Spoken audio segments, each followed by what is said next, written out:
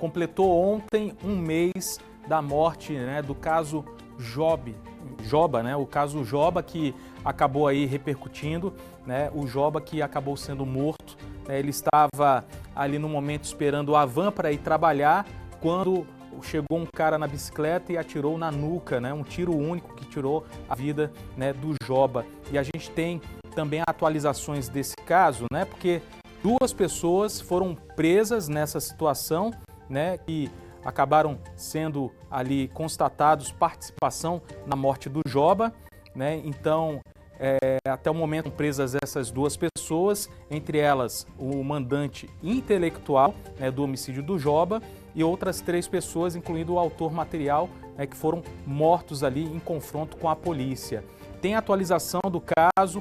Walter Santos vai trazer informações agora com o advogado da família, porque a gente ficou sabendo, né, que a Justiça acatou a solicitação do advogado da família, né, na quebra do sigilo telefônico da ex-companheira do Joba. E é sobre isso que a gente vai conversar com o Walter, que vai trazer informações atualizando esse caso, junto com o advogado.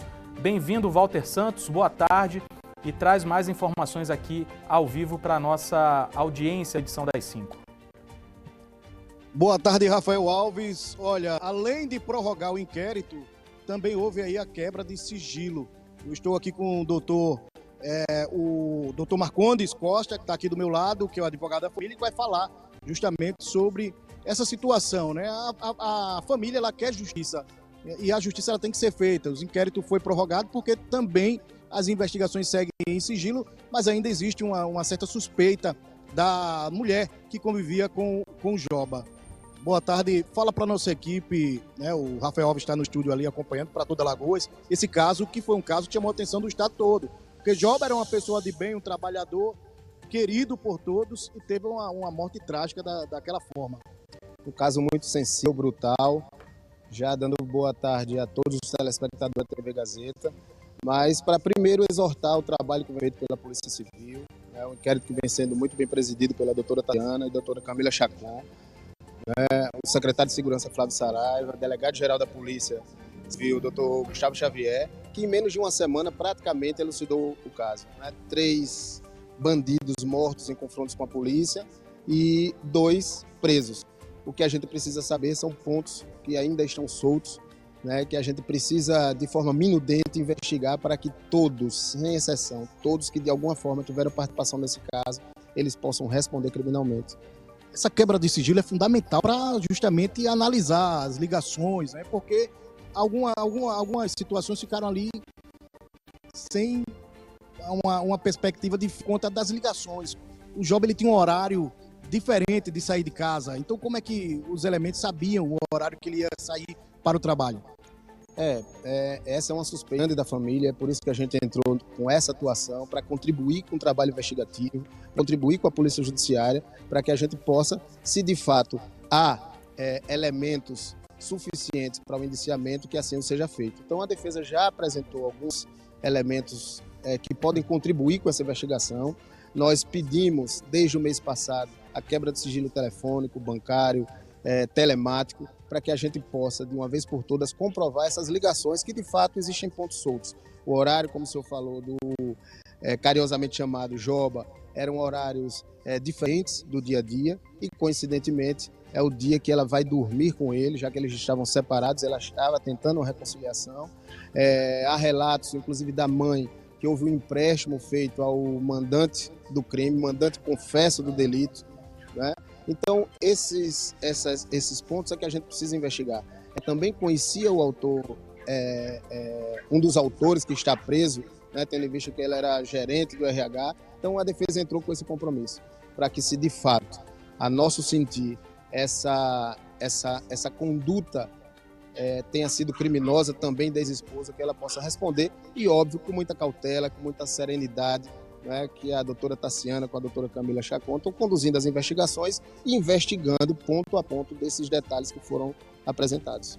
Doutor Marcondes, o que a família quer é justiça, né? É justiça porque o crime teve uma grande repercussão, e não só pela repercussão, mas pelo homem de bem que era o Joba, né? Querido por todos, inclusive os familiares, amigos, cobravam justamente essa resposta.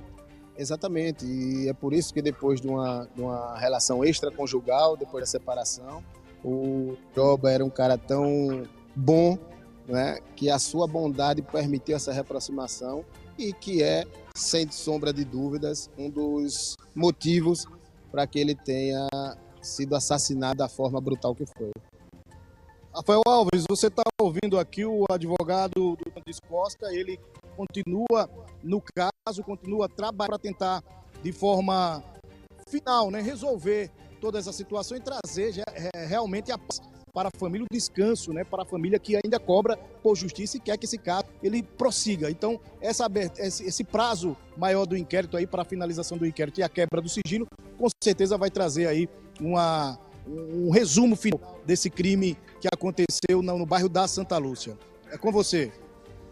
Ô Walter, pergunta ao doutor Marcondes, já agradecendo a participação dele por falar aqui com a nossa equipe, né, por falar aqui na nossa TV Gazeta de Alagoas, pergunta se a quebra já aconteceu, essa quebra de sigilo, né, principalmente telefônico e bancário, se já aconteceu ou se essa ordem saiu agora. Doutor, ele está perguntando se a quebra do sigilo bancário e do telefônico já saiu ou se aconteceu, se essa quebra saiu hoje ou se já saiu alguns dias atrás. Bem, se me permite, isso é uma informação sensível, né?